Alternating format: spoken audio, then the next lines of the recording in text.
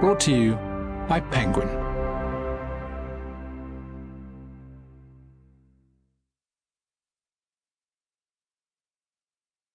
Democracy Rules by Jan-Werner Müller. Read by Raj Ghatak. Preface. Democracy.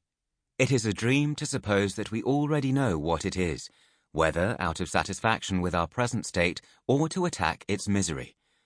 It is simply a play of open possibilities, inaugurated in a past still close to us, and we have barely begun to explore it. Claude Lefort. Everybody thinks that they know that democracy is in crisis, but how many of us are certain what democracy actually is? The reasons for a pervasive sense of crisis seem plain.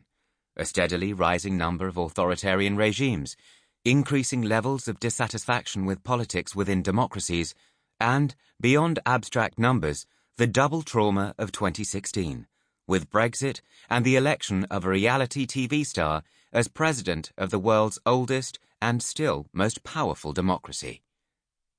Does the elevation of an evidently unfit candidate to the highest office in the land automatically prove that democracy is in crisis?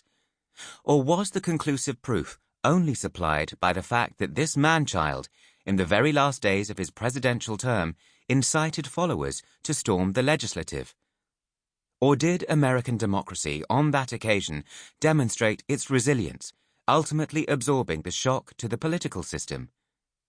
Not every shock signals crisis. In the original ancient Greek meaning, crisis denotes a moment of stark choice. A patient would either die or recover. A defendant would be judged guilty or innocent. In fact, judgment was the other meaning of the term. If so, was Trump's election perhaps a moment when it was voters who were judged as unfit for democracy? As we now know, a president tweeting falsehoods or spouting them in live press conferences can certainly turn into a matter of life and death, if members of his audience take him seriously and literally during a pandemic. But did lying about Lysol undermine democracy? Does the decision to leave a supranational organization following a referendum initiated by one of the world's oldest political parties, namely the Tories in the United Kingdom, constitute a fatal blow to democracy as such? There are plenty of outcomes in democratic polities one might find abhorrent, but to presume more or less casually that they'll kill the system is to engage in what Saul Bellow once derided as crisis chatter. Just what are plausible criteria for declaring a life and death moment? And is there a way for such criteria not to look immediately partisan? That question cannot be answered without a proper understanding of democracy to begin with. True, we think we know it when we see it.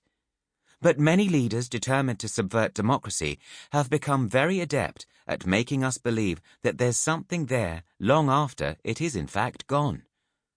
What is truly essential for democracy? Is it one thing only, or perhaps more than one thing?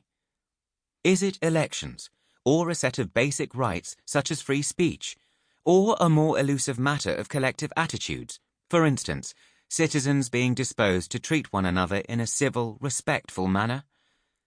We won't get very far in answering these questions without first returning to basics.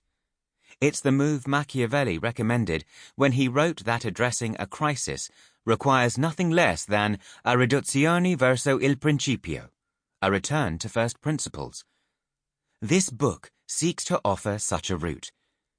Inevitably, we walk with our backs to the future, but having some sense of where we're coming from and what the path so far has looked like can help in figuring out whether we have really lost our way, which is not to say there's necessarily only one way.